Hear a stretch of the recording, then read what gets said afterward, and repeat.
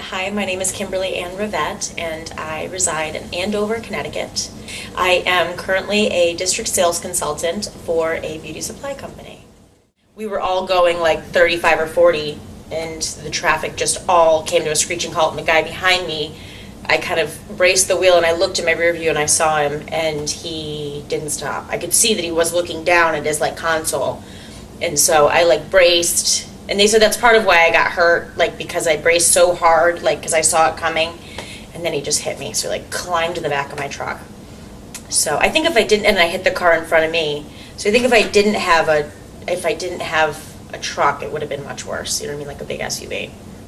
I wasn't feeling. I think we were all stiff and upset and shaken, and I was crying and whatever. And they had asked if I wanted to take an ambulance, and I had said no. And the vehicle was drivable. It was still drivable, actually.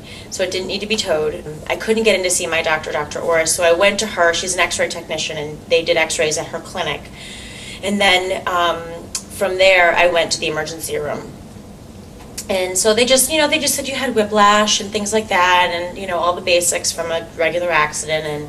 And I was just 100% healthy, strong, was in the Army for 5 years, was military, just, never asked for help, never have a lot of pain ever. And so it just was, I knew that something else was wrong. And so one of the physical therapists that I was working with had said that she worked for a doctor named Dr. Kozar and Dr. Tortland.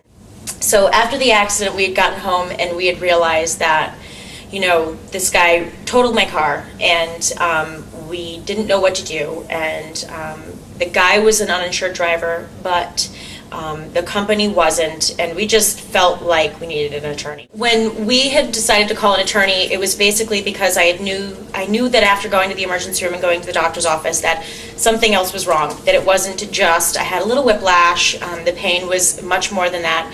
Like I'd said, it was just a day or two after the accident, but it was the night I'd come home from the hospital that we decided to call Frank. We just wanted to make sure that we recovered. My car was wrecked. I was hurt. We didn't know what else would come of it. We just really wanted to make sure that we did everything correctly. My boyfriend at the time was in the car with me, and he also had a small case with Frank, but he wasn't hurt. He wasn't really injured. And so we both just loved him and trusted him right away, and the reason why I didn't settle was because I didn't quite know the extent of my damages of my injury, and I didn't want to settle until I felt like I was done with treatment. And so I wasn't in any kind of hurry. It was to the point where I couldn't lift a laundry basket, I couldn't mow the lawn, I couldn't get myself up off the toilet. It was just so bad in the beginning. The accident changed my life in such a way. I have daily pain every single day, constantly. I bought a Tempur-Pedic mattress thinking that it was going to be this great, wonderful thing, and it's awful. I wake up in more pain than ever. So it's like if I don't get on the floor and start stretching and do some yoga and just pull my body apart, that I can't lift my legs up to put my jeans on. I could show you if you'd like. I can't lift my leg up to put my socks on. I can't lift up either leg without holding on to something. I just don't have the strength or the pain in my hips. It's amazing. It's awful. The pain is awful. I would do anything to have my body back the way that it was. It is what it is. So you make the best of it. They offered me $25,000 or something like that. I think they went as high as $100,000. I don't remember the exact number, but it was something very similar to that. During the trial for testimony, we had friends, family, and a wonderful testimony from my doctor, Dr. Kozar. One of the first witnesses that we had was my younger brother, actually. He's 10 years younger than I am, and he was so distraught during the accident because I had changed so much from going into a very energetic physical person to somebody in a lot of pain. So Frank did an incredible job with actually asking him questions, and I think that between my brother's testimony and Frank's incredible questions, that it really made a difference in the trial. I remember with the other attorney when she had me up on the stand and she kept trying to twist everything around and ask me these questions that were not accurate.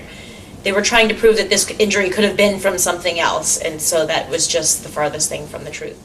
When the jury was out and the trial was over, I think the anticipation of what was going to happen, I knew that they were either going to come back with a very low amount or a very substantial amount. I just felt like there wasn't going to be a whole lot in between. It was incredibly emotional. It was completely overwhelming. And when they did come out of that room and they told us the amount, it was so emotional for all of us. We were all totally shocked and blown away, but part of me thought that that was what was going to happen, because it wasn't